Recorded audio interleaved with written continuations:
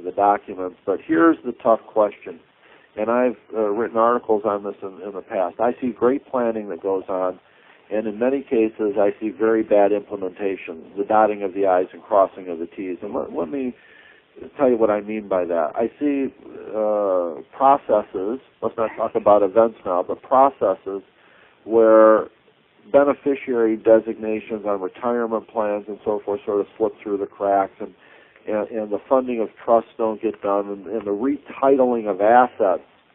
Everybody talks about it. We have all these great strategies, but it doesn't happen. And then we get some of the wrong things done because the advisors aren't coordinated. What's your experience in these areas? Do these things happen, and how do you try to avoid those in your own practices?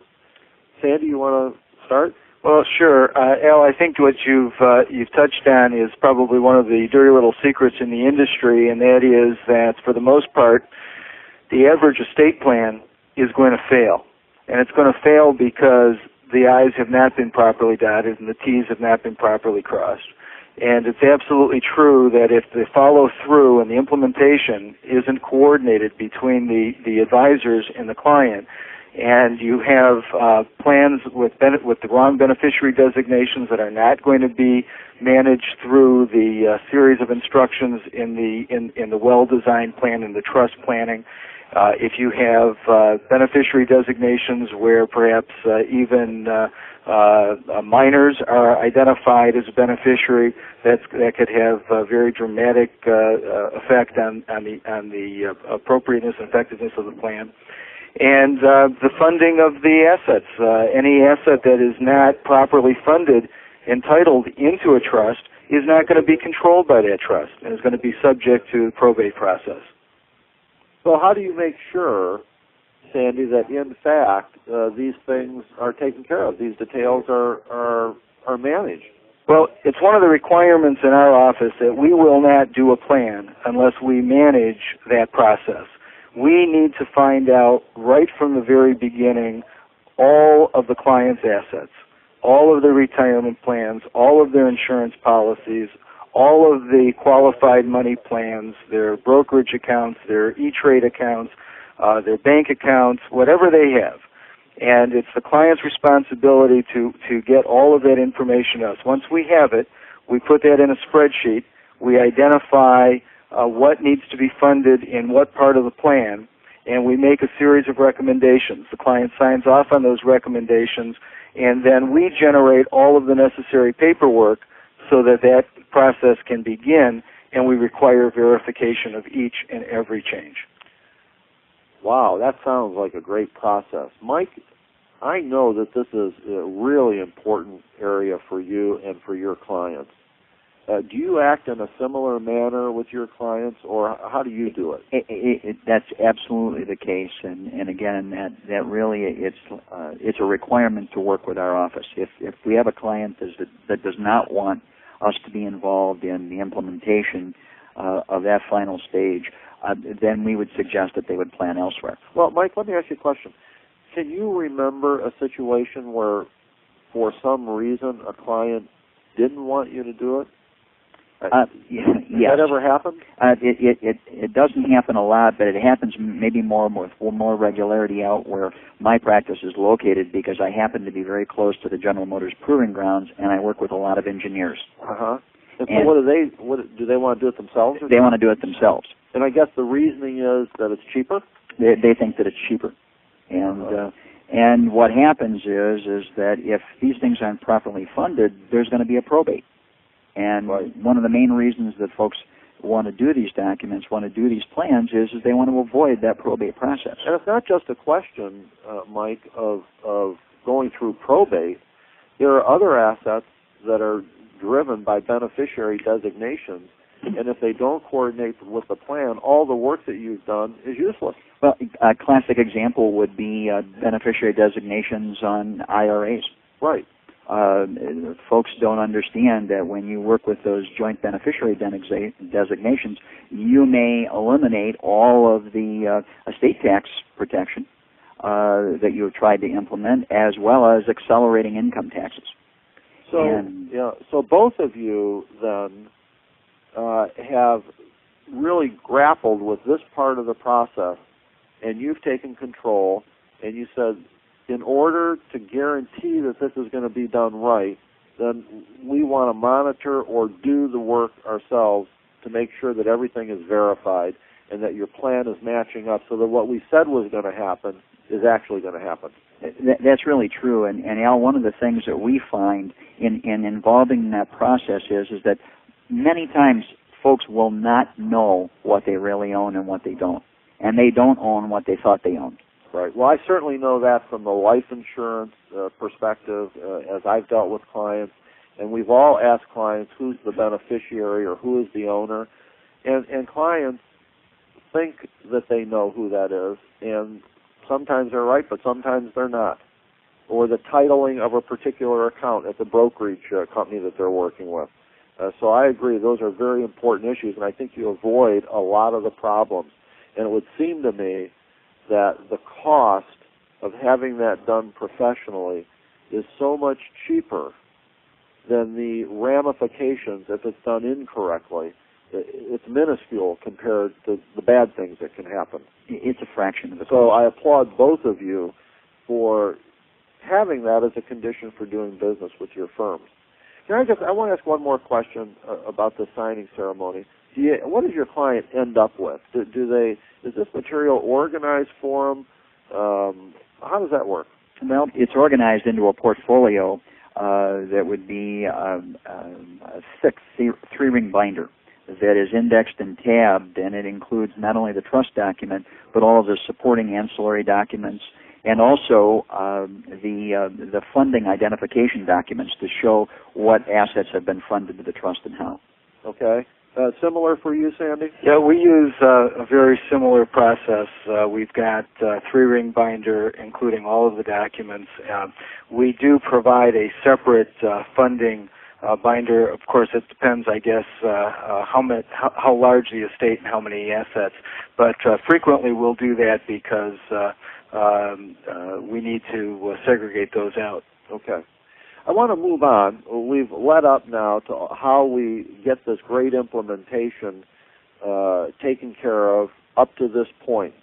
Now it seems to me, I've written on how to do 80% of estate planning in 20% of the time. The processes sound pretty similar so far. But then part of that 80-20 planning, that 20% is dynamic in the future. The planning goes on. Circumstances change. Implementation, as Mike said in the beginning, is a process. It's not an event. It's dynamic and it's ongoing. Sandy, tell me what you think. What happens? How do you deal with your clients after now they have their binder and they're walking out of the office? Well, that's a great question, and you're right. We're at the point now where about 80% is done, and the most critical 20% is still left to do. The things that happen after the fact. And this is even assuming that all of the funding is completed, because if clients are geared to approach this as an event, and even though that may be an extended event over a period of 3 months or 4 months, whatever it takes, and then they stick it in a drawer, they're no better off than the client that approached the one meeting as the event and stuck it in the drawer. They've got to continue to commit to the ongoing process. Things change in people's lives, the laws change, and we have to have a formal updating program in order to help ensure that we are going to stay in touch with those clients and that they're going to stay in touch with their plans. Well, let's just talk about this in context then. We are seeing current discussions about estate taxation and estate planning that's going on in the government today. And Mike brought up the required or the IRA beneficiary designations, and a lot of that's going to be involved with estate planning with the new rules that have come out. So let's talk about this right after the break and talk about how we move forward and deal with that other 20% as life goes on. 80-20 estate planning will return after these short messages.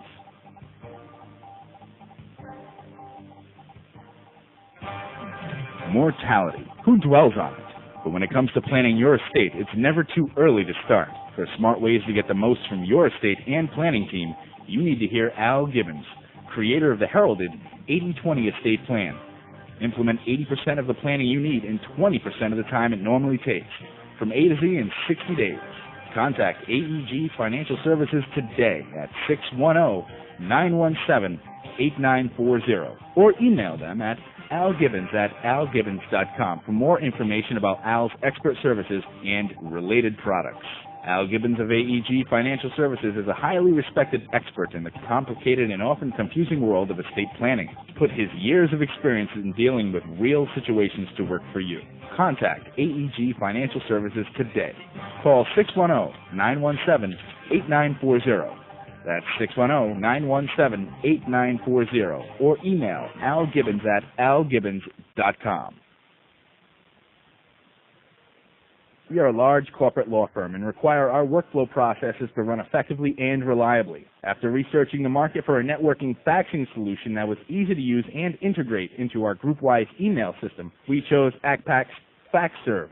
It provides the tightest integration with GroupWise, and it allows our employees to send and receive laser-quality faxes right from their workstation. We set up the system quickly and easily, and in no time at all we were using the system. One of the greatest advantages is that there is no learning curve for the users. Because of the tight GroupWise integration, we did not need to install software on every desktop. This saved us days of installation and training time. Now FaxServe routes incoming faxes to each user's email inbox, providing full confidentiality of faxes to the designated person or persons. Our employees are now able to send faxes via their GroupWise email as easily as sending any email. Faxes are saved to the network in a digital format so we don't have to store paper documents anymore. Faxes can be forwarded over the network so we are not wasting paper or time refaxing the same document over and over. FaxServe is a perfect solution for your business too. For more information on ACPAC's FaxServe, visit www.faxserve.com or call 1-800-808-7000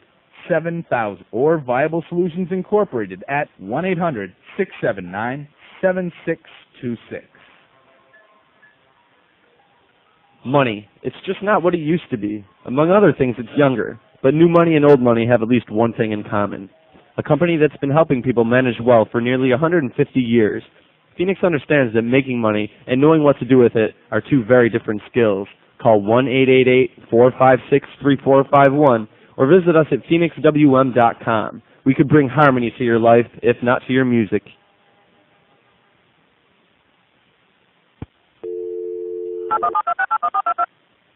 Talk to our expert host.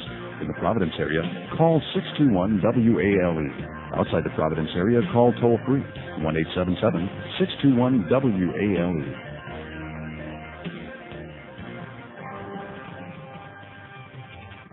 And now back to 80/20 Estate Planning. Here's your host, estate planning expert, Al Gibbons. Welcome back, Sanford Mall, Sandy from Southfield, Michigan, and Mike Hickox, also from Michigan. Welcome back to both of you. Thank you. Thanks, Al. Sandy and Mike, we were talking about a context of ongoing planning and making sure in this context that we were getting our clients taken care of. And two examples came up. One was Mike mentioned this IRA beneficiary designations, and as we all know, there are some new rules on distributions, and there will be a lot of estate planning post-mortem. So that's a big area, and the rules change in these kinds of things, and we need to keep our clients aware, and they need to implement new strategies due to that.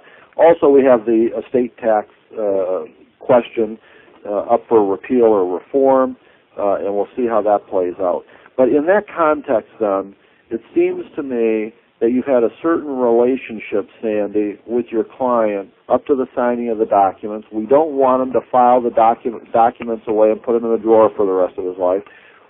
How do you expand these relationships? What do you do from this point forward, then? Well, it's important in our office not only to keep the relationship with the client or clients, as the case may be, but also we offer the opportunity to work with their family. We offer training programs for the family so that they have some idea.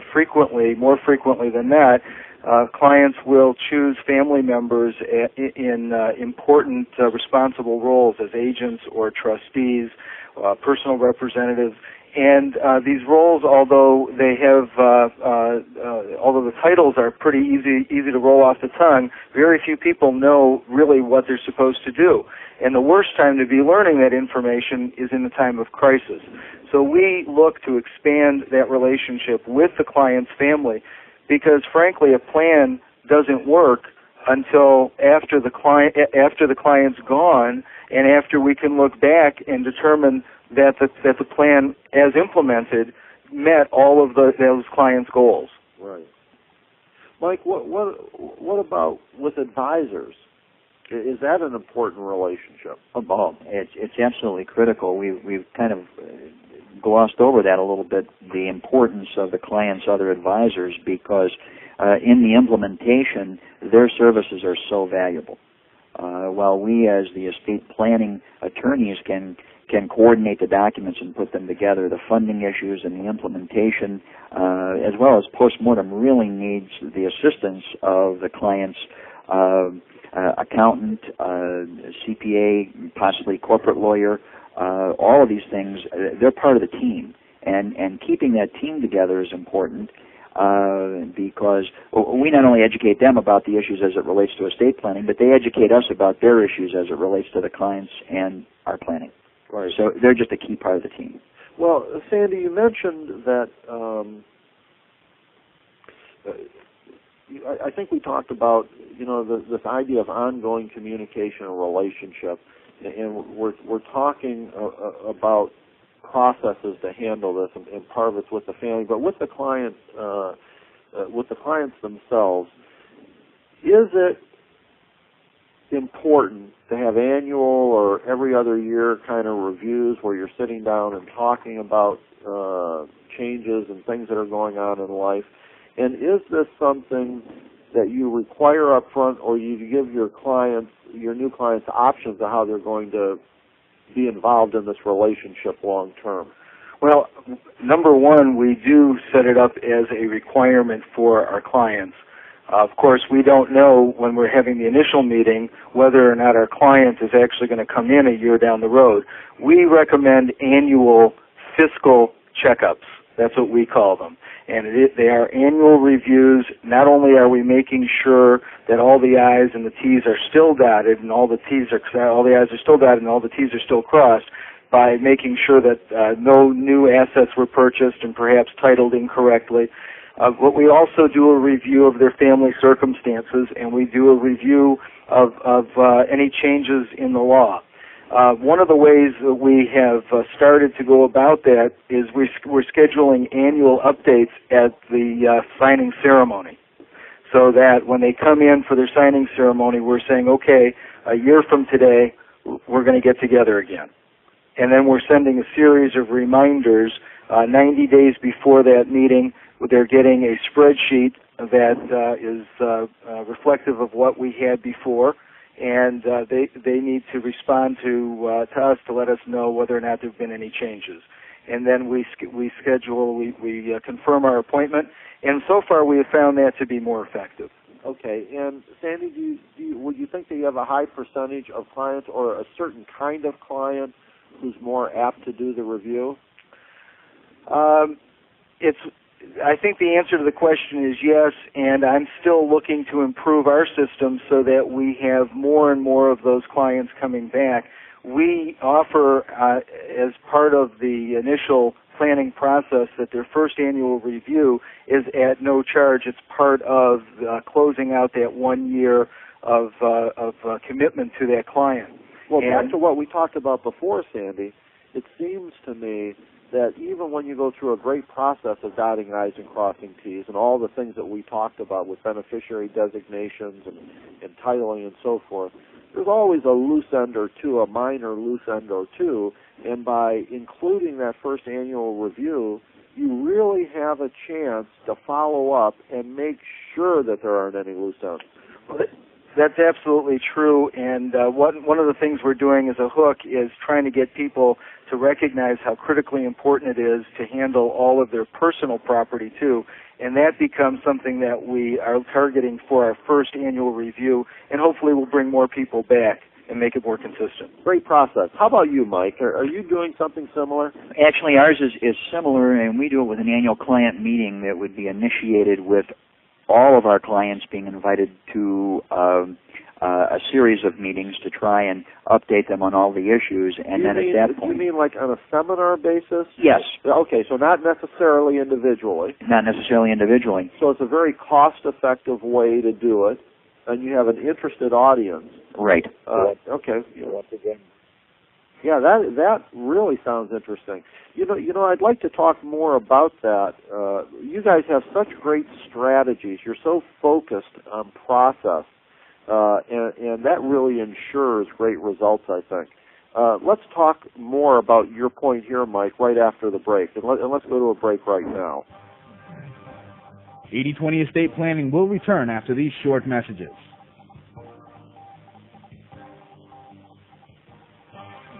Mortality. Who dwells on it? But when it comes to planning your estate, it's never too early to start. For smart ways to get the most from your estate and planning team, you need to hear Al Gibbons, creator of the heralded 80/20 Estate Plan. Implement 80% of the planning you need in 20% of the time it normally takes, from A to Z in 60 days. Contact AEG Financial Services today at 610-917-8940 or email them at algibbons@algibbons.com for more information about Al's expert services and related products.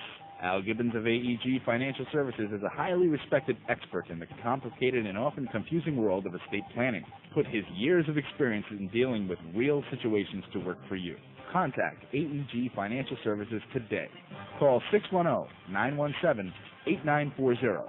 That's 610-917-8940 or email algibbons@algibbons.com. We are a large corporate law firm and require our workflow processes to run effectively and reliably. After researching the market for a networking faxing solution that was easy to use and integrate into our group-wise email system, we chose ACPAC's FaxServe.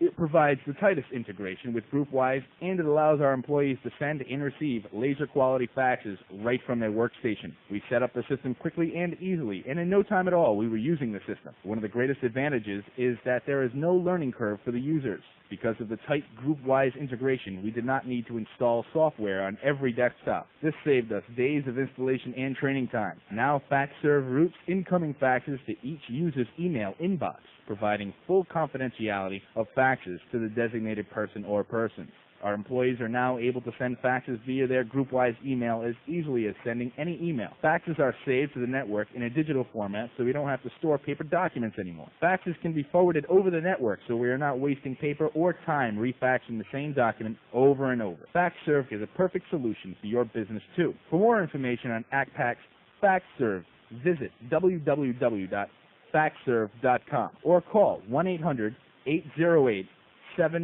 or Viable Solutions Incorporated at 1-800-679-7626. You're listening to Southern New England's Talk Alternative, offering the most unique program, 990 WALE Renaissance Radio. And now back to 80/20 Estate Planning. Here's your host, estate planning expert, Al Gibbons. Mike Hickox and Sandy Moll, I can't believe how fast the time goes by. We have a lot to cover here in the last 5 minutes, so let's get right to it. Mike, we were talking about annual reviews, and you said that you do this in some larger groups. Mm-hmm. And tell us how that works. Well, we kind of try to make it an event rather than a formal type meeting where people can come in, they'll socialize, they'll get to know any new staff members. And actually, we do a general informational meeting, and any new changes in the law, changes in the way that we plan, changes in ancillary documents that we're using, and then we can field questions. And then also we'll take the time, and I have staff members there, and we'll book appointments for individual reviews that need to be done at some point in the future. So it sounds to me, if I'm one of your clients, Mike, I can come to one of these meetings. It's non-threatening. It's not expensive. I can learn about some of the things that are going on. And as a result, when I realize that there are a few things that are undone or need to be changed, your people are right there, so I can schedule an appointment for my review, and that's good for both of us. Right, and they're also encouraged to bring family members who might be trustees. Go back to Sandy's point. Right. What Sandy's doing, Sandy, are you doing some of that on a group basis of the training of trustees, executors? Yes, we found that it's been critically important for our clients. I frequently get the question, well, I've got my son named in this position, but how is he going to know? Can he call you? And, of course, the answer is yes. But what we decided to do in advance of that is to offer group trustee and family training workshops, and that helps us in a non-threatening environment meet some of those family members and, like Mike, perhaps afterwards schedule some individual one-on-one meetings. Again, great process. We're near the end of the show, and I want to make just a couple of comments. And Sandy and Mike, I had the pleasure of being on a platform at one of your meetings in Michigan at the Michigan Forum of the State Planning Attorneys. And I was the second or third speaker in a group where there was such sharing of information, and it was so professional, and it was very exciting for me to hear so many lawyers talking about process, because I'm a firm believer that the result of great process is great implementation, and it shows a real concern for clients. And I think your group is really to be congratulated, and I think that you've ended up with some really great work that you do as a result. I loved being there, and thank you for inviting me to that. It was a pleasure being with you today. I do want to thank Phoenix Home Life for being a sponsor. It's really an outstanding life insurance company that I've worked with on several occasions. I want to thank the National Network of Attorneys for both of you guys being part of that and being so helpful on the show. So thank you, Sandy Mall and Mike Hickox. And we'll look forward to doing it again. And next week, 80/20 estate planning will continue Tuesday, 4 to 5 o'clock, and we'll look forward to that. Thanks, everybody. Thank you for listening to 80/20 Estate Planning with your host, Al Gibbons. You can tune in to our live broadcast every Tuesday at 4 p.m. If you would like to contact Al Gibbons, you may email him at algibbons@algibbons.com or mail your questions and comments to AEG Financial Services, The Commons at Valley Forge, 1288 Valley Forge Road, number 53, Phoenixville, Pennsylvania, 19460-2681. Please join us again next week.